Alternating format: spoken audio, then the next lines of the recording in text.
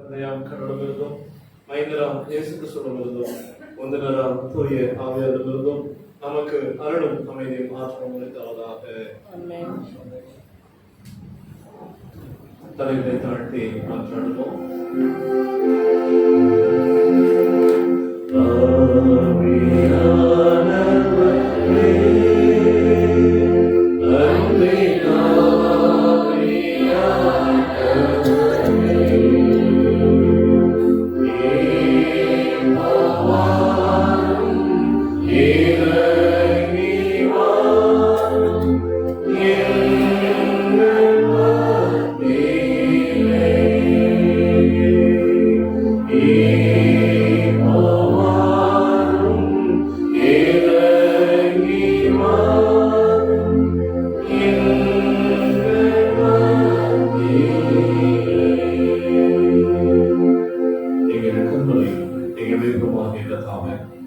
எங்கள் வாயின் வார்த்தைகளும் எங்கள் கூடியிருக்கும் எங்கள் ஒவ்வொரு இருத்த நிகழ்வுகளும் உம் திருமணர் ஏற்புடையதாய் இருப்பதாக. அமர்வோம். அன்பானவர்களே, யாவரையும் ஆண்டவராகிய இயேசு கிறிஸ்துவின் திருப்பெயரிலே அன்போடு வாழ்த்துகிறேன். கடவுளுடைய அருளும் அமைதியும் ஆற்றலும் உங்கள் ஒவ்வொரு மீதும் இருந்து கிறிஸ்துவின் வருகை உங்கள் வாழ்வில் பொருளுள்ள மாற்றங்களையும் ஆண்டவருக்கென்று நிற்க வேண்டும் என்கின்ற சான்ற வாழ்வையும் தந்தருவாராக. ஆமென். கனிவிய திருச்சபை மாமன்றம் இன்று நமக்கு கொடுத்திருக்கிற அழகிய சொற்பொருள் joyful expectation of Christ coming. இப்படி மொழிபெயர்த்திருக்கிறேன். மகிழ்வுறு எதிர்பார்ப்பில் கிறிஸ்துவின் வருகை. கிறிஸ்துவின் வருகைக்கான மகிழ்வுறு எதிர்நோக்கு. நாம் ஆண்டவராகிய இயேசு கிறிஸ்துவின் பிறப்பின் காலத்தை கிறிஸ்து வருகையின் காலம் என்று ஒவ்வொரு ஆண்டும் இந்த பருவத்தையே நாம் கொண்டாடுகிற வழக்கத்திற்கு இருக்கிறோம். அட்வென்ட் என்று சொல்லுகிற அந்த லத்தீன வார்த்தைக்கு கம்மிங் என்று சொல்லுகிற ஆங்கில மொழிபெயர்ப்பும் தமிழிலே வருகை என்பதையும் நாம் உணர்ந்திருக்கிறோம், முன்பே அறிந்தும் இருக்கிறோம்.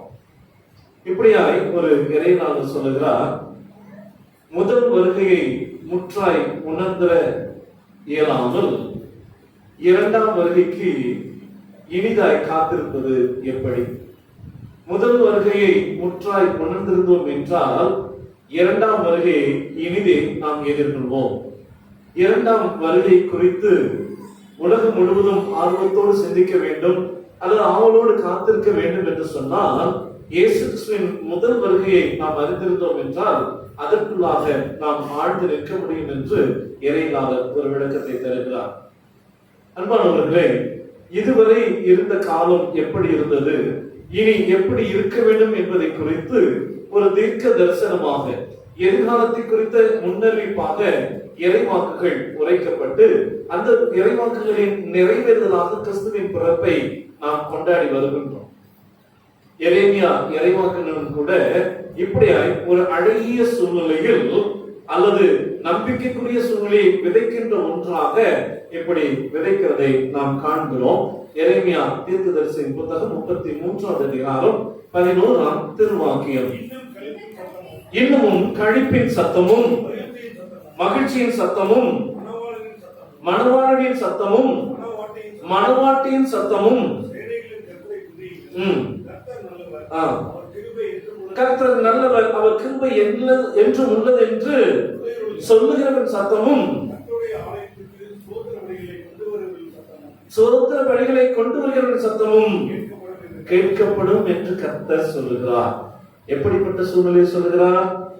அன்பானவர்களே, இந்த எரேமியா முன்பே தம்முடைய தீர்க்க தரிசனத்தை உரைத்திருக்கிறார். தீர்க்க தரிசன புத்தகம் 7:34 நாம் இதை வாசிக்கிறோம். எரேமியா 7வது அதிகாரம் 34ஆம் திருவாக்கியத்தில் என்ன நடக்கும் என்பதை குறித்து சொல்லுகிறார். அப்படி நடக்கும் என்று சொல்வதற்கான சூழ்நிலை ஒரு பக்கம் இருக்கிறது. என்ன சூழ்நிலை? இயேசு கிறிஸ்து பிறப்பதற்கு முன்பதாக கிட்டத்தட்ட 600 ஆண்டுகளுக்கு முன்பு கிமு அல்லது பொதுமொழி காலம் முன் பொதுமொழி காலத்திலே சொல்லப்படுகிற செய்தி 602 பாபிலோனிய அசீரியர்கள் இரண்டாம் நேபுகாத்நேசர் என்று சொல்லுகிற அரசனுடைய தலைமையின் கீழாக எருசலேமை, இஸ்ரேலையும் யூதாவையும் முற்றுகை போட்டு கைப்பற்றிக் கொண்டார்கள். அப்படி கைப்பற்றி கொண்ட போது அவர்கள் மிகச் சிறப்பானவை எல்லாம் தங்களின் வளர்ச்சிக்கென்று அவங்க எடுத்து சென்றார். அங்கிருந்த பொன் உடைமைகள், பொன் வெள்ளி போன்ற ஆபரணங்கள், இன்னும் இது போன்ற கனிமங்களை சூறையாடி களவாடி சென்றார்கள்.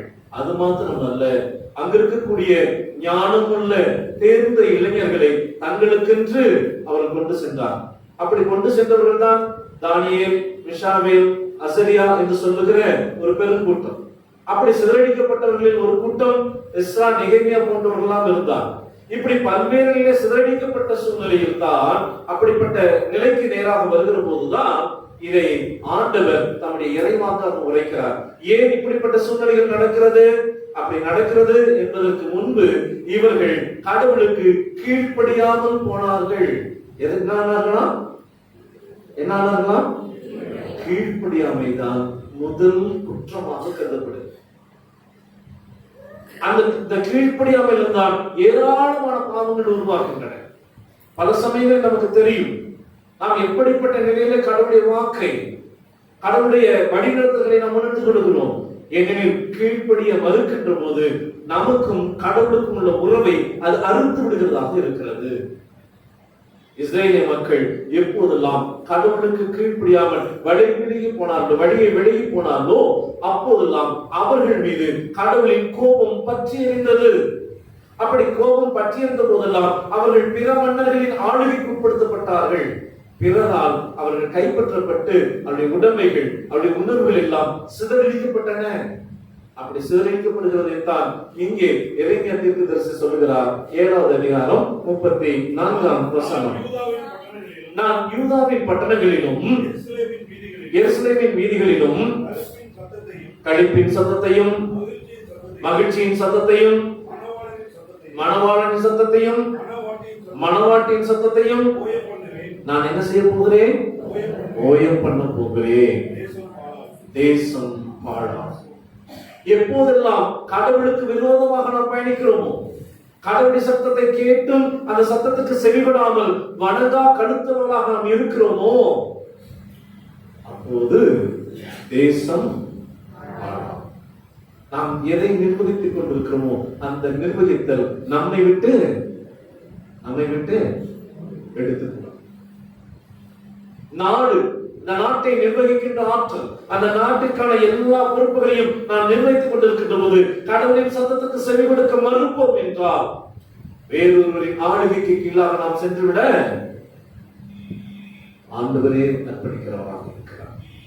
அதனால்தான் இந்த பகுதி சொல்லுகிறது, யூதாவிலும் எருசலேமிலும் அதன் பட்டணங்களிலும் அதன் நகரத்திலும் களிப்பின் சத்தமும் மகிழ்ச்சியின் சத்தமும் மணவாளன் சத்தமும் மணவாட்டின் சத்தமும் அந்த நாட்டினுடைய சத்தம் ஓயும். அப்படி சொல்லப்பட்ட சூழ்நிலையில் இருந்துதான் அங்கே இந்த நாட்டிற்கான சூழ்நிலையிலிருந்து மாற்றத்தை நோக்கி கடவுள் எடுத்திருக்கிற முன்னெடுப்பில் தான் இன்றைய நமாஸ். இந்த நேபுகாத்நேச்சர் நாட்டை கொள்ளையிட்டது மட்டுமல்ல, தொடர்ந்து கொள்ளையிட வேண்டும் என்பதற்காக அவர் என்ன செய்கிறாராம்? யோயாக்கீம் என்கின்ற அரசனை வைக்கிறார். யோயாக்கீமுடைய ஆட்சி முடிந்த பிறகு மறுபடியும் சிதேக்கியாவை வைக்கிறார். சிதேக்கியாவை தன்னுடைய கைப்பாவையாக வைக்கிறார். பல சமயங்களில் நாடுகளில் நடக்கின்ற நிர்வாகம் அப்படித்தான் இருக்கு. கணவர் இத்தனை நாட்கள் கவுன்சிலராக இருப்பார். அவர் நிற்க முடியவில்லை என்று சொன்னால் அவருடைய இடத்துக்கு யார் வருவார்? அவருடைய மனைவி. அல்லது மனைவியும் நிற்க முடியாத ஒரு சூழல் இருக்கும் என்றால் தன்னுடைய கைத்தறியை வைப்பார். தான் நினைக்கிற எல்லாவற்றையும் அவரை கொண்டு செய்ய வேண்டும். அப்படித்தான் இந்த நேபுகாத்நேச்சர் தனக்கு அடிமையாக இருக்கக்கூடிய ஒரு அரசன். அவன் அரசன அடிமையா, தனக்கு அடிமையாக இருக்க வேண்டிய ஒருவனாகிய யோயாக்கீமை சிதேக்கியாவை கொண்டு வந்து வைக்கிறார். அவன் கொஞ்ச காலம் அடிமை போலவே இருக்கிறான். ஆனாலும் அவன் அடிமையாக இருப்பதற்கு அவன் முற்படவில்லை. அவன் கிளர்ந்தெழுகிறான். கிளர்ச்சியை மீண்டும் ஆயுதங்களை கொண்டு அடக்கி கொண்டிருக்கிறான். இந்த நிலையில் தான் எரேமியா இறைவாக்கினுடைய தீர்க்க தரிசனம் வருகிறது. எரேமியா தீர்க்க தரிசனம் 33ஆம் அதிகாரம் 10ஆம் திருவாக்கியம் சொல்லுகிற செய்தி, மனுஷனும் இல்லாமல் மிருகமும் இல்லாமல் அவாந்தர வெளியாய் கிடக்கிறது என்று நீங்கள் சொல்லுகிற இவ்விடத்திலே யூதாவின் பட்டணங்களிலும் மனுஷனாவது மிருகமாவது இந்த பாழான எருசலேமின் வீதிகளிலும் இனிமேல் இன்னும் களிப்பு தொனிக்கும். ஆண்டவர் சொல்லுகிற மிகப்பெரிய நம்பிக்கையின் செய்து இனி களிப்பு தொனிக்கும். எத்தனை ஆண்டுகள்? 602 இருந்து 580 வரை, கிட்டத்தட்ட 22 ஆண்டுகள், 20 ஆண்டுகள். நம்முடைய அல்பனாக்கை குறித்து பலரும் சொல்லுவாங்க, ஐயா முன்னமே எழுதி வச்சது ஒரே சிலபஸ முழுக்க எல்லாரும் பேசுற மாதிரி இருக்குது, இது நல்லாவாயா இருக்குது. கடந்த ஒரு நாட்களுக்கு முன்பு ஒரு நிகழ்வுக்கு சென்று வந்தேன். அங்கே போகும்போது வேறு ஒரு திருச்சபை சார்ந்த ஒரு அன்பு நண்பரும் கேட்டார், ஐயா முதல்ல இந்த அல்பனாக்கெல்லாம் தூக்கணையா, எதை தூக்கணுமா? ஏயா இந்த அல்பனாக்கை வச்சுட்டு உடனேயே திரும்ப திரும்ப பேசிட்டு இருக்காங்க. என் அன்புக்குரியவர்களே, ஆனால் பல ஆண்டுகளுக்கு முன்பு எழுதப்பட்டது இன்றைய நாளின் தேவைகளுக்கு பதிலாய் ஆண்டவர் அமைத்திருக்கிறார். பல ஆயிரம் ஆண்டுகளுக்கு முன்பு எழுதப்பட்ட எரேமியா தீர்க்க தரிசனம் இன்று நமக்கு பதில் தருகிறது. பல ஆண்டுகளுக்கு முன்பு தேர்ந்தெடுக்கப்பட்ட இந்த பகுதி இன்றும் நமக்கு பதில் சொல்கிறதாக இருக்கிறது. எப்படி 20 ஆண்டுகளில் மாற்றத்தை ஆண்டவர் கொண்டு வருகிறார். 2024 நடக்கணும். 2024 இதுவரை பாழாய் போனவற்றை ஆண்டவர் மறுகட்டுமானம் செய்கிறார். ஏனெனில் மனிதர்களும் மிருகங்களும் கூட வாழ முடியாதபடியான சூழ்நிலை நிலவி இருக்கிறது. இங்கே வசனம் சொல்லுகிறது, களிப்பின் சத்தமும் மகிழ்ச்சியின் சத்தமும் மணவாளனின் சத்தமும் மணவாட்டின் சத்தமும் கேட்குமா. மணவாட்டி என்பது திருச்சபை. திருச்சபை அடக்கி ஒடுக்கி வைக்கப்படுகின்ற சூழ்நிலை ஏற்படுகிறது. திருச்சபையிலிருந்து மக்கள் ஆண்டவரை சந்திக்க அல்லது ஆண்டவருக்கு சாட்சியாக வெளியே செல்ல வேண்டும் என்றால் பல்வேறு சட்டங்களும் பல்வேறு அடக்குமுறைகளும் இங்கே எதிராக வைக்கப்படுகின்ற சூழ்நிலையில் ஆண்டவருடைய வார்த்தை நமக்கு சொல்லுகிற ஒரு பெரிய நம்பிக்கை செய்தி இருக்கிறது. இங்கே இன்னும் களிப்பு தொனிக்கும். இங்கே இன்னமும் மீண்டும் மகிழ்ச்சி வரும். மணவாளனின் சத்தமும் மணவாட்டின் சத்தமும் ஓங்கும். ஓயும் அல்ல, அது ஓங்கும். ஏன் ஓங்கும்? அங்கே சொல்லப்படுகிறது, இன்னொரு பக்கம் இருக்கிறது, கர்த்தரை நோக்கி கர்த்தரை துதியுங்கள், கர்த்தர் நல்லவர், அவர் கிருபையை என்றும் உள்ளது என்று சொல்லுவருடைய துதி ஓங்கி நிற்கும்.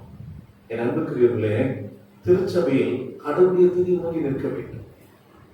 பல சமயங்களில் நாம் யாரை தெரிவித்துக் கொண்டிருக்கிறோம்? கிறிஸ்தவர்களுக்கு ஈர்க்கப்படுகின்ற செய்திகள் எவைகளாக இருக்கிறது. நம்முடைய திருச்சபை பொறுத்த மட்டும் அப்படி காண முடிவதில்லை. ஆனால் பல சமயங்களில் ஊழியக்காரர்களை கொண்டாடுகிற அல்லது ஊழியக்காரர்கள் பாடல்களை கொண்டாடுகிற ஊழியக்காரன் அற்புதங்களை கொண்டாடலாக இருக்கிறோமே ஒழிய கடவுளை கொண்டாடுவது ஆயத்தமாக இருக்கிறோமா? இன்னும் பல திருச்சபை தலைவர்களை நாம் கொண்டாடுகிறோம். அங்கே அங்க ஐயருக்கெல்லாம் ஒன்றும் வேலை இல்லை, அங்க ஊழியக்காரன்லாம் இல்லை, அவரு சொன்னாதான் அங்க நடக்கும். ஆனால் மிக முக்கியமான ஒன்று, கர்த்தரை துதிக்கிறவரின் சத்தம் ஓங்கும். அடுத்ததாக சொல்லப்படுகிறது, 12ஆம் வசனம் சொல்லுகிறது, மனுஷனும் மிருகமும் இல்லாமல் அவாந்தர வெளியாய் கிடக்கின்ற இவ்விடத்திலும் இதற்கடுத்த பட்டணங்களிலும் ஆட்டு மந்தையை மேய்த்து மடக்குகிற மேய்ப்பர்களின் தாவரங்கள் உண்டா. அன்பானவர்களே, இஸ்ரேல் வம்சத்திற்கே இருக்கிற ஒரு பெரிய அவருடைய வணிகம் எதை சார்ந்தது என்றால் ஆடு மாடு மேய்க்கின்ற வணிகத்தை சார்ந்தது. அதனால் பார்வோனுக்கு முன்பாக யோசேப்பு தன்னுடைய தந்தையாரையும் உடன்பிறந்தாரையும் கொண்டு போய் நிறுத்தி வைக்கிற போது அந்த யோசேப்பு தன் தந்தையாரிடமும் உடன்பிறந்தாரிடமும் சொல்லுவார், பார்வோன் உன்னிடம் ஒரு கேள்வி கேட்பார், நீங்கள் என்ன செய்கிறீர்கள் என்று கேட்பார். அப்போது நீங்கள் என்ன சொல்ல வேண்டும்? நாங்கள் ஆடுகளை மேய்க்கின்ற மேய்ப்பல் என்று சொல்ல வேண்டும். அது பிற்பாடு ஒரு குறிப்பு வருகிறது, ஆடு மேய்ப்பவர்கள் எகிப்தியருக்கு எவற்றை அருவருப்பாக கருதியிருந்தார்களோ, எவற்றை இதெல்லாம் தீட்டு என்று சொல்லியிருந்தார்களோ, எவற்றை இவரெல்லாம் தகுதியற்றவர்கள், இவரெல்லாம் எங்களுக்கு சமமானவர்கள் இல்லை என்று சொல்லிக் கொண்டிருந்தார்களோ, ஆனால் ஆண்டவன் மறுபடியும் சொல்லுகின்ற ஒரு நற்செய்தி இருக்கிறது, மீண்டும் மேய்ப்பர்களின் தாவரங்கள் கட்டப்படும். அதற்கென்று ஆண்டவர் தம்முடைய வருகை வைத்திருக்கிறார். அவருடைய வருகைக்கு நாம் ஆயத்தப்படுவதற்கு அழைக்கப்படுகிறோம். மகிழ்வின் குரல் ஓங்கி எழுத வேண்டும் என்றால், இன்னமும் மணவாட்டியின் குரல் ஓங்கி எழுத வேண்டும் என்று சொன்னால், பலி செலுத்துகிறவர்கள் திரளாக வந்திருந்து அவருடைய சத்தம் ஓங்கி எழுத வேண்டும் என்றால், நம்முடைய பண்பாட்டில் ஒரு வழக்கம் உண்டு, தமிழ் சமூகத்தில் ஒரு வழக்கம் உண்டு. அவர்கள் எப்போதெல்லாம் கூடி வருகிறாரோ அப்போதுதான் அவர்களுக்கு பண்டிகை. எப்போதெல்லாம் கூடி வருகிறார்களோ, எப்போதெல்லாம் பண்டிகை கொண்டார்களோ அப்போதுதான் சாமியை வணங்குகிற முறையும் அவர்களுக்கு உண்டு. திரைவானவர்களே, அவர் தனியாக சாமி கும்பிடவே மாட்டார். அப்படி இசைக்கருவிகள் கூட தனியாக இசைக்கின்ற இசைக்கருவிகள் கிடையாது. ஒரு பறையை தனியாக வாசிக்கவே ஒத்த பறை தப்பு, 2 கருவிகள் சேர்ந்து வாசிக்க வேண்டும். அப்படி பறையை மட்டும் வாசிக்க மாட்டார். பறையை வாசிக்கிறவங்க 2 தாசா என்று சொல்கிற கூட ஒன்று அதோட பெரிய மேளம், சின்ன மேளம், கொம்பு, நாயம் எல்லாம் சேர்ந்து செய்வார். எவ்வளவு சேர்ந்து வருகிறோம் அவ்வளவு மகிழ்ச்சி அது காட்டும். அது போலத்தான் அவருடைய பண்டிகை முறைகளும் இருந்தது. அவர்கள் பண்டிகைக்கு ஒரு கல்லை வைத்து வழிபடுவார். அந்த கல் இருக்கிறவங்க தான் எல்லாருமே வெளியே போவார். அந்த இடத்தை யாருமே மதிக்கவே மாட்டார். என்றைக்கு பண்டிகை வருகிறதோ அந்த இடம் சுத்தம் செய்வார்கள். சுத்தம் செய்து அந்த கல்லை கழுவி கொண்டு அங்க வச்சுட்டு எல்லாரும் மாலையில் கூடி அவர்கள் கொண்டாடு. எப்போது கூடி வருகிறதோ அப்பதான் என்ன பண்ணுவாங்க, சாமியை கும்பிடுவார். கூடி வருகின்ற கும்பிடு. அதே போலதான் கெடா வெட்டும் போது என்ன பண்ணுவாங்க, எல்லாரும் சேர்ந்து போவார். போகும்போது எப்படி இருக்கும், முன்னாடி ஆட்டம் பாட்டம் இசைக்கிறவெல்லாம் இசைத்துக் கொண்டே போவார். பலி செலுத்துவதும் கடவுளுக்கு பண்டிகை கொண்டாடுவதாக அவர்கள் ஆர்ப்பரித்து செல்ல வேண்டும். இங்கேயும் வசனம் சொல்கிறது, பலி செலுத்தனுடைய சத்தமும் அது ஓங்கி இருக்கும். அன்பானவர்களே, எல்லாவற்றையும் மகிழ்ச்சியோடு செய்யும். ஒரு வீட்டை பார்த்து ஹவுஸ் ஆஃப் பீஸ் என்று சொன்னால் எதை சொல்லும்? பீஸ் என்னது? பீஸ் என்கின்ற வார்த்தைக்கு என்ன பொருள்? அது வடமொழி சொல். சமாதானம் என்பது வடமொழி சொல். தமிழ்ல அமைதி. பீஸ் ஆஃப் ஹவுஸ் என்றால் என்ன பொருள்? அமைதியின் இல்லம். அமைதியின் இல்லம் எப்படி இருக்கும்? அமைதியின் இல்லம் எப்படி இருக்கும் இல்லையா? சமாதானத்துக்கும் நிசப்தத்துக்கும் இருக்கின்ற பெரிய வேறுபாடு. எங்கே அமைதி இருக்கும்? எங்கே அமைதி இருக்கும்? எந்த பிரச்சனையும் இல்லைன்னா அமைதி. ஒரு முறை ஒரு வாலிபன் ஆயிரம் போய் சொன்னாராம் தன்னுடைய திருமணத்துக்கு, ஆண்டவரே, ஐயா, ஒரு அடக்கமான பொண்ணு கிடைச்சா நான் என்ன பண்ணிடுறேன், கல்யாணம் பண்ணிக்க ஆயிட்டு இருக்கேன். அடக்கமான பொண்ணைக்கு தான் தேவை இல்லையா? பழைய அவசரிச்சு அன்பானவர்களே, அமைதி மயானம் என்கின்ற அந்த இடத்துக்கு நேராக சில இடங்களில் அமைதி இருக்கும். அந்த இடங்கள் சமாதானத்திற்கான அமைதியாக அது இருக்க. ஒரு ஆசிரியர் ஒரு குச்சி எடுத்து மேசையின் மீது அடித்தால் வகுப்பறையே எங்க காலத்துல இல்ல இப்ப சொல்ல முடியுமா? அப்படி வாத்தியார் மேசம் அடிச்சா மேசம் அடிச்சார், எனக்கு என்ன அப்படிங்களா? இந்த அடி உண்மையில அடிச்சு பாருங்க, சக்தி வந்து இல்ல. அன்பானவர்களே, அமைதி என்பது எதை நோக்கி பயணிக்க வேண்டும்? அமைதி என்பது அது சத்தங்களிலே இருக்கிறது. எப்படிப்பட்ட சத்தம்? என்னங்க, என்ன பண்ணிட்டு இருக்கீங்க? தீவிரமா வந்துடுறேன். இப்படி நடந்துட்டாலும் அப்படி ஒரு சிரிப்பு இல்ல. நாங்கள வெளிதான் வீரமாக பேசுவதெல்லாம் அங்க போயிட்டு சல்யூட் அடிச்சுட்டு எஸ் அப்படின்ட்டு ஓடிட்டே இருக்கிறோம். அன்பானவர்களே, இந்த மகிழ்வான வாழ்வுக்கு கடவுள் அழைத்திருக்கிறார். அதனால்தான் வசனம் அப்படி சொல்லுகிறது, கழிப்பின் துணி கேட்கும், குழந்தைகள் குதூகலிக்கிற சத்தம் கேட்கும், மணவாட்டியும் மணவானுடைய சத்தமும் கேட்கும். அடுத்ததாக சொல்லப்படுது, பலி செலுத்தபடி சத்தம் கேட்கும். கர்த்தரை துதித்து கர்த்தர் நல்லவர், கிருபை என்றும் உள்ளது என்று சொல்லுகிற அளவுக்கு எல்லா நன்மையாக துதிக்கின்ற சத்தம் கேட்கும். அது மாத்திரமல்ல, அவருடைய உழைப்பு அங்கீகரிக்கப்படும். அதனால அவருடைய மேய்ப்பருடைய தாபரங்கள் அங்கே கட்டப்படும். என்னமோ சொல்லப்படுகிறது, பல்வேறு நிலைகளிலே அவர்கள் எல்லா இடங்களிலிருந்தும் மந்தைகளாக சேர்ந்து தங்களுடைய நாட்டுக்கு கடந்து வருகிற போது அந்த மகிழ்ச்சியின் வாழ்த்தொழி எங்கும் வெண்ணைப்படுத்துவதாக இருக்கும். என் அன்புக்குரியவர்களே, இதை சந்திக்க வேண்டும் என்று சொன்னால் எப்படி ஆயத்தப்படுகிறது? 14ஆம் வசனம் இன்னொரு குறிப்பை அழகாக சொல்லுகிறது. இதோ நாட்கள் வரும் என்று கர்த்தர் சொல்லுகிறார். இஸ்ரவேலின் குடும்பத்திற்கும் யூதாவின் குடும்பத்திற்கும் நான் நல்வார்த்தையை நிறைவேற்றினேன். ஆண்டவர் சொல்லுகின்ற வார்த்தை இருக்கிறது, இதோ நாட்கள் வருகிறது, அது வந்தும் ஆயிற்று. வருகை நாட்களை நாம் கொண்டாடுகிறோம். அந்த நாள் வந்திருக்கிறது. எதற்காக வந்திருக்கிறது? நான் சொன்ன நல் வார்த்தையை நிறைவேற்றுவதாக அமைந்திடும். அந்த நல்வார்த்தை எப்படி நிறைவேற்றப்படுமா? வசனம் சொல்லுகிறது. நாம் எல்லாரும் சேர்ந்து கூட நாம் வாசிக்கலாம். 15வது திருவாக்கியம். அந்நாட்களிலும் அக்காலத்திலும் தாவீதுக்கு நீதியின் கிளையை முளைக்க பண்ணுவேன். தாவீதுக்கு நீதியின் கிளை. திருவள்ளுவர் யாராவது வைத்திருந்தால் அதை நீங்க ஆங்கிலத்தில் கொஞ்சம் வாசிங்க. எப்படி இருக்குன்னு பார்ப்போம். I will make a righteous branch sprout from David's line. Righteous branch sprout from David's line. இதெல்லாம் அழகாக ஆங்கிலத்தில் நல்ல மொழிபெயர்ப்பு இருக்கு. தமிழ்ல கொஞ்சம் அதுவும் நல்ல மொழிபெயர்ப்பு தான். ஆனா இன்னும் கொஞ்சம் சிறப்பாக திருவள்ளுவர் எப்படியா கொடுக்கப்படுகிறது? எப்படியா? தாவீதிலிருந்து நீதியின் கிளை எழுப்பும். ஆனா நாம் இங்க எப்படி படிக்கிறோம்? தாவீதுக்கு நீதியின் கிளை இல்லை, தாவீதுக்கு அல்ல, தாவீதிலிருந்து ஒரு நீதியின் கிளை எழுப்பும். ஆகவேதான் வசனம் இப்படி சொல்லுகிறது. ஏசாயா 11ஆம் அதிகாரத்துல இப்படியே வசனம் சொல்லுகிறது, ஈசாயி என்னும் அடிமரத்திலிருந்து, ஈசாயி என்னும் அடிமரத்திலிருந்து ஒரு வேர் தோன்றி, இல்லையா? அந்த வேர் எப்படி இருக்கும்? நமக்கு ஒரு பாலகன் பிறந்தார், நமக்கு ஒரு குமாரன் கொடுக்கப்பட்டார், கர்த்தத்துவம் அவர் தோளின் மேல் இருக்கும், அவர் நாமம் அதிசயமானவர், ஆலோசனை கர்த்தர், வல்லமையுள்ள தேவன், நித்திய பிதா என்று சொல்லுகிறார். அரசன் ஒருவர் வருகிறார், அவர் மேசியாவாக வருகிறார். ஆனால் இந்த மேசியா என்பவர் அரசனாக வருகிறவர் தாவீது என்கின்ற வேரிலிருந்து, ஈசா என்கின்ற வேரிலிருந்து, தாவீதிலிருந்து அவர் புறப்பட்டு வருகிறார். தாவீதிலிருந்து புறப்பட்டு வருகிறவர் தான் இந்த சத்தத்தை ஏற்படுத்துகிறவராக விளங்குகிறார். அப்படின்னா என்ன அர்த்தம்? சத்தம் கொடுக்கிறவர் தான் நம்முடைய ஆண்டவர். நாமெல்லாம் எப்படி இருக்கணுமா? நாமெல்லாம் எப்படி இருக்கணுமா? சத்தம் போட்டுட்டே இருக்கணுமா?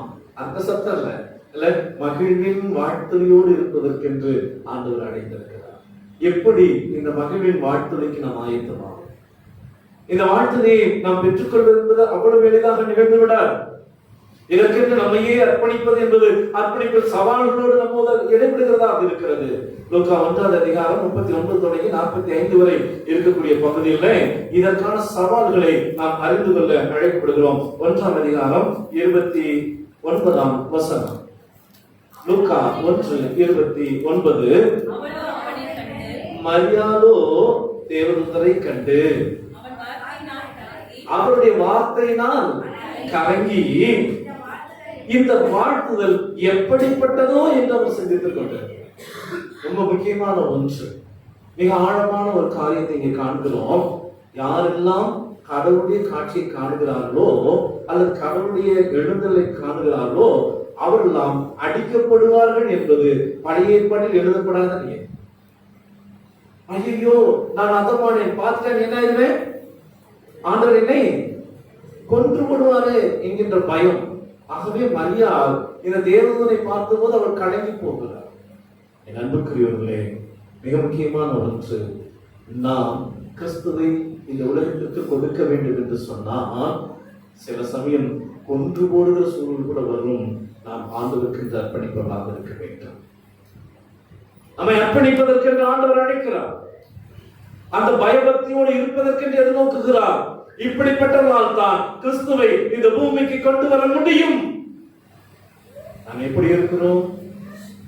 அடுத்த பகுதி வருகிறது, மிக முக்கியமான ஒரு பகுதி வருகிறது. அன்பிற்குரியவர்களே, இரண்டாவது பகுதியாக நாம் புரிந்து கொள்ள வேண்டிய ஒன்று 31ஆம் வசனம். இதோ மரியாளே, நீ கர்ப்பவதியாகி ஒரு குமாரனை பெறுவாய். இந்த தாயார் அதுக்கு, இந்த மரியாள் என்கின்ற இளம் பெண் அதற்கு ஒரு மறுமொழி சொல்லுகிறார். 34ஆம் வசனம் சொல்லுகிறது, மரியாள் தேவதூதனை நோக்கி, இது எப்படி ஆகும், நான் புருஷனை அறியேனே. ஏனெனில் திருமணத்திற்கு முன்பு ஒரு பெண் தவறாக நடந்து விட்டாள் என்றால் இஸ்ரேலிய சமூகம் எப்படி பார்க்கும்? அதே திருமணம் செய்த பின்பு ஒரு பெண் இப்படி தவறாக நடந்தால் என்றால் இஸ்ரேலிய சமூகம் எப்படி அது நடந்து கொள்ளும்? இரண்டும் இருக்கு. இஸ்ரேலிய சட்டம் சொல்லுகிறது, திருமணத்துக்கு முன்பு ஒரு பெண் தவறளித்ததாக கண்டறியப்பட்டால் அவள் யாரோடு இந்த தவறை செய்தாலோ அவரோடு விவாகத்தை செய்ய வேண்டும். ஒருவேளை திருமணத்துக்கு பிறகு இப்படி கண்டுபிடிக்கப்பட்டால் ஆண்டவராகிய இயேசு கிறிஸ்து அவருடைய ஊழியத்தின் காலத்திலே ஒரு பெண்ணை கையும் களவுமாக பிடித்துக் கொண்டு வருகிறார். வந்து இயேசு கிறிஸ்துவை நிறுத்தி கேள்வி கேட்கிறார்கள், இந்த பெண்ணுக்கு நாங்கள் என்ன செய்ய? மோசே நியாயப்பிரமாணம் என்ன சொல்கிறது? கல்லெறிந்து கொல்ல வேண்டும். இந்த மரியாள் இப்போது நிச்சயிக்கப்பட்ட பெண். நிச்சயிக்கப்பட்ட பிறகுதான் இந்த காட்சி திருக்காட்சி மரியாளுக்கு கொடுக்கப்படுகிறது. என் அன்புக்குரியவர்களே, நிச்சயம் நடந்திருக்கிறது என்று சொன்னால் பாதி கல்யாணம் முடிந்து விட்டது என்று. பாதி கல்யாணம் முடிந்த பிறகு திருமணம் முடிந்த நிலையில் இருக்கின்ற ஒரு பெண் அவள் கருவுற்றிருக்கிறாள் என்று கண்டறியப்பட்டால் அவள் கண்டறிந்து கொல்லப்பட வேண்டும். இயேசு கிறிஸ்து இந்த பூமியில பிறக்க வேண்டும் என்று சொன்னால் இந்த சமூகத்தின் அச்சுறுத்தலுக்கு அஞ்சாமல் ஆண்டவருக்கு என்று தன்னை அர்ப்பணிப்புள்ளாக இருப்பதற்கு ஆண்டவர் அழைக்கிறார். என் அன்புக்குரிய திருச்சபையே, இரண்டு மிக முக்கியமான சவால்கள். கடவுள் மீது பக்தி கொண்டிருந்தாலும் கடவுளை பார்த்து விட்டால் கடவுள் கொன்று விடுவார் என்று கடவுளுக்கு பயந்திருக்கிற, அப்படி பயந்திருப்பீர்கள் என்றால் ஆண்டவர் உங்களை கருவிலாக பயன்படுத்துகிறார். இரண்டாவது, இந்த சமூகம் நாம் ஏற்றுக்கொள்கிற நம்பிக்கைகளை அங்கீகரிக்காத சமூகமாக இருக்கிறது. அந்த சமூகம் ஒருவேளை நம்மை கல்லறிய கூட துணியும். ஏன் கல்லறிவினால் நான் கொண்டு போடப்படவே, ஆனாலும் கூட கிறிஸ்து இந்த உலகத்தில் பிறப்பதற்கென்று என்னை நான் அங்கீகரிக்கிறேன் என்று சொல்கிற அர்ப்பணிப்புக்கு நேராக மக்கள் இருந்தால் விளைவு இயேசு கிறிஸ்து இந்த பூமிக்கு கொண்டது. திருச்சபை ஆயத்தமாக இருக்கிறதா? இன்னும் அடுத்த காட்சி வருகிறது. இதிலேயும் இந்த மகள் குழம்பி போகிறாள். குழம்பி போகிற சூழ்நிலையில் தான் அடுத்து இவருடைய குழப்பத்தை நீக்குகிறார். இது எப்படி ஆகும்? இது எப்படி ஆகும் என்பது என்ன ஸ்டேட்மெண்ட்? இது எப்படிப்பட்ட ஸ்டேட்மெண்ட்? இது கன்ஃபியூஸ்ட் ஸ்டேட்மெண்ட். ஆச்சரியமானது இல்ல. ஐயோ என்ன ஆகுமோ? நியாயம் தான், நியாயமானதுதான். ஆனால் நியாயத்தில் பல்வேறு குழப்பங்கள் இருக்கிறது. இப்படி ஆனா இப்படி ஆகுமே, இதை செய்தால் இப்படி செய்வார்களே, இது எப்படி ஆகும்? ஆகவே இந்த குழப்பமான விரக்தியான நிலையிலே கூட ஆண்டவர் என்ன செய்கிறாராம்? அவருக்கு பதிலளிக்கிறார். எப்படி பதிலளிக்கிறார்? மறுபடியாக தூய ஆவியார் மீது பரண்டுவார், உன்னதமான கடவுளுடைய பலம் உன்மேல் இறங்கும், உன்னிடத்தில் பிறக்க போவது பரிசுத்தம் உள்ளது, அது கடவுளுடைய குமாரன் எனப்படும், இதுவரை நடக்க போதை சொல்லிவிட்டு நம்பிக்கையின் செய்தி சொல்கிறார். எப்படி சொல்கிறார்? இதோ உன் இனத்தாலா இருக்கிற எலிசபெத்தும் தன் முதிர் வயதிலே இப்போது கருவுற்றிருக்கிறாள். தன்னுடைய எந்த வயதில்? முதிர் வயதில் கருவுற்றிருக்கிறாள். அடுத்த வசனம் சொல்லப்படுகிறது, கடவுளால் கூடாத காரியம் ஒன்று. நீ பல்வேறு குழப்பங்களில் இருக்கிறாய். ஐயோ தேவதனை பார்த்துவிட்டே, தேவதனை அடித்து விடுவாரோ, ஐயோ இப்படிப்பட்ட ஒரு செய்தி வருகிறது, இந்த சமூகம் என்னை அடித்து நொறுக்கி விடுமோ, நான் என்ன செய்வேன் என்று நீ குழம்பி போய் இருக்கலாம். ஆனால் ஆண்டவர் சொல்லுகின்ற ஒரு காரியம் இருக்கிறது. நீ அதை குறித்து கலங்கி போக வேண்டாம். கடவுளால் கூடாத காரியம் ஒன்றும். கல்லெறிந்து கொண்டு போடுவார்கள் அல்லது கொண்டு போடாமல் விட்டு விட்டால் வார்த்தையினாலேயே கொன்று. மரியாள் அதுவும் இளம் வயது பெண். எப்படி இளம் வயது பெண்? இப்போதே 18 வயது 19 வயது நிரம்பிய உடனேயே திருமணம் செய்தது. அப்போதெல்லாம் 13 வயது. சில பெண்கள் என்னுடைய பாட்டிமாரெல்லாம் சொன்னதோடு நான் திருமணத்துக்கு பிறகுதான் பூப்படைந்தேன் என்று சொல்கிறவர்களாம் கூட நாம் கேள்விப்பட்டிருக்கிறோம். ஆனால் மரியாள் 13 to 15 வயதுக்கு உட்பட்டவர்களாக திருமணம் அந்த கருவுறுகிற நேரமாக இருக்கிறது. அப்படியெல்லாம் இந்த உலகம் எப்படியெல்லாம் படித்து பேசுகிறது, எத்தனை அவதூறுகளை சந்திக்க நேர்ந்திருக்கிறது, எத்தனை விதமான அவப்பெயருக்கு உள்ளாக்கப்பட்டிருப்பார், எப்படிப்பட்ட இழிநிலையை சந்திக்க வேண்டிய சூழ்நிலைக்கு நேராக தள்ளப்பட்டிருக்கிறார். இந்த நிலையில் தான் எலிசபெத்தை குறித்து ஒரு நம்பிக்கையின் செய்தி தருகிறார். நீ ஒன்றும் சோர்ந்து போக வேண்டாம். உன் இனத்தால் உங்க வீட்டுல ஒரு அம்மா இப்போது கருவுற்றிருக்கிறார். அவள் வயதான மலடி என்று எண்ணப்பட்டவள் இப்போது அவள் கருவுற்று 6 மாதம் ஆகிறது என்று சொல்லி ஒரு நற்செய்தியை சொல்லுகிறார். இந்த மரியாள் அந்த எலிசபெத்தை சந்திக்க பயணமாகி செல்கிறார். எவ்வளவு தூரம் பயணிக்கிறார்? 39ஆம் வசனம் சொல்லுகிறது, எழுந்து மலைநாட்டிற்கு போகிறார். அவர் தீவிரமாக போகிறார். மலைக்கு ஏறி போகிறார். மலைக்கு ஏறி போறார்னா என்ன அர்த்தம்? இத்தனை நாள் அவங்க மழை இல்லாத பகுதியில குடியிருந்தார். சமவெளியில் இருந்தவள் இப்போது மலை நாட்டிற்கு யூதாவிற்கு போகிறார். இப்பதான் சொல்லுவாங்க, கருமுற்றுக்கிற பெண்ணு ரொம்ப தூரம் பயணிக்க கூடாது, ரொம்ப நேரம் பயணிக்கவும் கூடாது. இந்த உலகத்தின் வழக்குகள் பலத்திற்கு முன்பாக வைக்கப்படுகின்ற சவால் இருக்கிறது இல்லையா? அன்பானவர்களே, ரொம்ப தூரம் போகாதம்மா, ரொம்ப தூரம் நடக்க முடியும். முன்பெல்லாம் இப்படி தூரமாக போக வேண்டும் என்று சொன்னால் கழுதையை பயன்படுத்துவார். கழுதையை பயன்படுத்துகிற சொந்த சுய வாகனம் என்று சொல்லுகிற அளவுக்கு இருக்கிறவர்கள் தான் பயன்படுத்துவோம். இப்போது எப்படி மகிழ்ச்சிகளை பயன்படுத்திக் கொண்டிருக்கிறோமோ, கார்களை பயன்படுத்திக் கொண்டிருக்கிறோமோ, இப்ப இல்ல, இன்னும் ஒரு 20 ஆண்டுகளுக்கு முன்பு கார்களை வைத்திருப்பதை போல அப்போது கழுதையை வைத்துக் கொண்டிருக்கிறோம். இந்த மரியாள் ஒன்றும் சமூகத்தின் பணக்கார தட்டுகளில் இருந்தவர் அல்ல. ஏனெனில் மரியா தன்னுடைய குழந்தையை எடுத்துக்கொண்டு சுத்திகரிப்பின் முறைமையின்படி ஆண்டவருக்கு பலி செலுத்தின போது அவர் ஆட்டையோ அல்லது காலையோ அவர் பலி செலுத்தவில்லை. மிக எளிமையாக 7 பலி செலுத்தியதை போல 2 ஜோடி புறா குஞ்சுகளை பலி செலுத்த.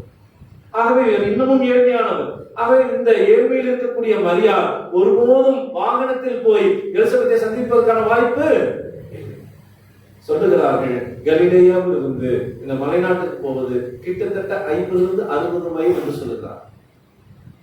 நான் இதை பற்றி சொல்லுகிற போது சாண்டசேரேமா சொன்னாங்க, 6 பல்லாங் 1 கிலோமீட்டர். 6 பல்லாங்க 1 கிலோமீட்டர். 1 மைல் என்பது 1.2 கிலோமீட்டர். ஏன்னா காலையில் நான் சொல்லுகிற போது அது 50 60 கிலோமீட்டர், கிட்டத்தட்ட 100 கிலோமீட்டர். அது 100 கிலோமீட்டர் தான் வராதியா, ஒரு 72 80 கிலோமீட்டர் வரும். சொல்றீங்க, கொஞ்சம் சரியா சொல்லியிருக்கீங்க. என் அன்புக்குரியவர்களே, 70 கிலோமீட்டர் தோராயமாக நடந்து செல்லுகின்றோம். நடந்து செல்லுகின்றோம். கருமுற்றிருக்கிற அந்த வேளையில் ஆண்டுடைய வார்த்தையை பெற்றுக் கொண்ட மரியா. என் அன்புக்குரிய திருச்சபையே, தாவீதிலிருந்து ஒரு கிளை எழுப்பப்படுவது என்பது அது லேசான காரியம் இல்லை. அதற்கென்று நீங்களும் நானும் திருச்சபையாக அர்ப்பணிக்கப்படுகிற போது அந்த அர்ப்பணிப்பில் இருந்து கீதங்கள் எழும்பும், சத்தங்கள் எழும்பும், களிப்பு தொனிக்கும், மகிழ்ச்சி ஓங்கும். மணவாள் மனம் அங்கே அவருடைய சத்தங்களும் கேட்கப்படும்படி அவருடைய வாழ்வெல்லாம் மீண்டும் புனரமைக்க வேண்டும் என்று சொல்கிற தாவரங்கள் உருவாக்கப்பட வேண்டும் என்று சொன்னால், என் அன்புக்குரியவர்களே, உங்களுடைய அர்ப்பணிப்பு மேன்மையான ஒன்றாக ஆண்டவரால் அழைக்கப்படுகிறது. அர்ப்பணித்தால் மட்டுமே தன்னுடைய மாட்சியை காணும். இங்கே இந்த மகள் மரியாள் எலிசபெத்தை சென்று சந்திக்கிறார். சந்திக்கிற போது ஒரு நிகழ்ச்சியான வேலை நடக்கிறது. எலிசபெத்தை மரியாள் வாழ்த்துகிறார். யாரை யார் வாழ்த்துவது? 13 வயது மகள், 13 வயது இளம்பெண் முதிர் வயதான ஒருவரை வாழ்த்துகிறார். எப்படி மாறுகிறது பாருங்க, தலைகீழ் காட்சி. யாரை வாழ்த்துவார்கள்? பெரியவர்கள் சின்னவர்களை வாழ்த்துவார்கள். ஆனால் இங்கே தலைகீழ் செய்தியாக நடக்கிறது. மரியாள் எலிசபெத்தை வாழ்த்துகிறார். அப்படி வாழ்த்துகிற போது இங்கே சொல்லுகின்ற செய்தி இருக்கிறது. எலிசபெத் சொல்லுகிறார், கேட்டபோது அவருடைய வயிற்றில் இருந்த பிள்ளை துள்ளிற்று. கவனிங்க, வயிற்றில் இருந்த பிள்ளை எப்படி துள்ளிற்று? இங்க சொல்லும் போது வயிற்றிருந்த பிள்ளை துள்ளிற்று. அதுக்கப்புறம் பிறகு சொல்லப்படுகிற செய்தி இருக்கிறது. 44ஆம் வசனம் வாசியுங்கள். யார் சொல்றாங்க? எலிசபெத் மரியாளிடம் சொல்லுகிறார். எலிசபெத் சொல்லுகிறார், நீ வாழ்த்தின சத்தம் என் காதில் விழுந்தவுடனே, காதில் விழுந்து மூளைக்கு போய் வயிற்றுக்கு போயிருச்சு. இந்த சத்தம் வயிற்றில் இருந்த பிள்ளை கேட்கிறது. கேட்ட உடனே என்ன ஆகுறதா? அந்த பிள்ளை சும்மா தரல, அது கழிப்பாய் சொல்லிச்சு. என் அன்புக்குரியவர்களே, நம்முடைய வார்த்தைகள் கழிப்பை உண்டு பண்ண வேண்டும். எதை உண்டு பண்ண? எவற்றை நோக்கி நாம் பயணித்துக் கொண்டிருக்கிறோம்? கிறிஸ்துவின் வருகைக்கு ஆயத்தப்படுவதற்கு ஆண்டவர் நம்மை அழைக்கிறார். ஆண்டவர் நம்மை அழைக்கிறார். எப்படிப்பட்ட அழைப்பு! பல்வேறு சவால்களை எதிர்கொண்டு இந்த உலகில் கிறிஸ்துவை பிறப்பிக்க செய்வதற்கு சமயத்தின் பெயரால், என்னுடைய ஆன்மீகத்தின் பெயரால், அல்லது இந்த சமூகத்தின் பல்வேறு விதமான தாக்குதலுக்கு நடுவிலும் கூட சான்றாக ஆண்டவருக்கு சாட்சியாக நிற்க அர்ப்பணிக்கிறவர்களால் கிறிஸ்துவின் வருகை இந்த உலகத்தில் நிகழும். ஆயத்தமாக இருக்கிறோமா? எப்படிப்பட்ட நிலையில் இருக்கிறோம்? அல்லது மரியாதை இகழ்ந்ததை போல, அல்லது மரியாதை கல்லறிவதற்கு ஆயத்தமாக இருப்பவர்களை போல, அல்லது மரியாதையுடைய பலவீனத்திலே நான் சோர்ந்து போய் இருந்து விடுகிறேன் என்று சொல்லாதபடிக்கு துணிவோடு ஆண்டவருக்கென்று நிற்பதற்கு ஆண்டவர் நம்மை அழைக்கிறார். எனக்கு கிறிஸ்து பிறப்பின் மகிழ்ச்சி எங்கும் துணிக்க ஆண்டவர் நம்மை அழைக்கிறார். தாவீதிலிருந்து ஒரு கிளை எழும்ப வேண்டும். ஈசா என்னும் அடிமரத்திலிருந்து ஒரு வேர், அது ஒரு துளிர் தோன்றுவதற்கு ஆண்டவர் உன்னையும் உங்களையும் என்னையும் அழைத்திருக்கிறாரே. ஆண்டு சமத்துல கொடுக்கும் ஆண்டவரே, பாடுகளின் ஊடாக பயணிப்பதற்கும் நான் என்னை பங்கெடுக்க அர்ப்பணிக்கிறேன், பங்கேற்பதற்கு என்னை அர்ப்பணிக்கிறேன். நம்முடைய முதல் வருகையே இவ்வளவு சவால்கள் வைத்திருக்கும் என்றால் இரண்டாம் வருகைக்கு நான் எவ்வளவு ஆயத்தப்படுறோம். ஆண்டு சமுதிரம் ஒப்புக் கொடுப்போம். எல்லா கண்களையும் விடுவோம். ஆண்டு சமுதிரம் கேட்போம். ஆண்டவரே, முதல் வருகைக்கு எவ்வளவு ஆயத்தம், இந்த மரியாதைக்கு ஏற்பட்ட எவ்வளவு இடர்பாடு, நாங்கள் பாதுகாப்பாக இருந்து கொண்டிருக்கிறோம். ஆனால் மணவாட்டியின் சத்தம் எழும்பக்கூடாதபடி பல்வேறு அடக்குமுறைகளும் எதிர்ப்புகளும் பல்வேறு நிலையில தாக்குதலுக்கு உள்ளானவர்களாக இந்த திருச்சபை இருந்து கொண்டிருக்கிறது. இந்தியாவில் இருக்கிற எல்லா திருச்சபையை நாங்கள் நன்றி நினைத்து கொள்கிறோம். கடவுளே, உலகமெங்கும் ஆண்டவரே தாக்குதல் உட்படுத்தப்படுகிற கூட்டமாக கிறிஸ்தவர்கள் இருந்து கொண்டே இருக்கிறார்களே. உலகம் எங்கும் தாக்குதலுக்கு உட்படுத்தப்படுகின்ற திருச்சபைகள் இன்னமும் இருந்து கொண்டே இருக்கிறது. மணவாட்டியின் சத்தமும் மணவாட்டின் சத்தமும் ஓங்கும்படிக்கு எங்களுக்கு அருள் புரிய மாட்டது. எங்கும் கழிப்பு தொனிக்கும்படியா எங்களுக்கு அருள் செய்வீர்கள். ஆண்டவரே, எங்களை நாங்கள் அர்ப்பணிக்கிறோம் ஐயா. ஒருவேளை இந்த சமூகம் எங்களை கண்டறியலாம், அவதூறுகளை குறித்து பேச, எங்களை இழிவுபடுத்த, ஆனால் எங்கள் நோக்கம் எல்லாம் கிறிஸ்து இந்த உலகத்தில் வர வேண்டும் என்பதை நோக்கியே நாங்கள் பயணிக்கின்றோம். எங்களுடைய உடல் சோர்வுகள், எங்களுடைய தனிப்பட்ட தேவைகள் ஒருபுறம் இருந்தால் நாங்கள் கிறிஸ்துவின் வருகைக்கென்றே நாங்கள் ஆயத்தப்பட, எல்லா பாடுகளையும் எதிர்கொள்வதற்கான ஆற்றல்களை நாங்கள் பெற்றுக்கொள்ள எங்களுக்கு உதவி செய்கிறோம். இயேசு கிறிஸ்துவின் திருவடியை வேண்டிக் கொள்வோம். நாம் அனைவரும் எழுந்து நம்முடைய விசுவாசத்தை விசுவாசத்தின் வழியாக நாம் அறிக்கை செய்வோம்.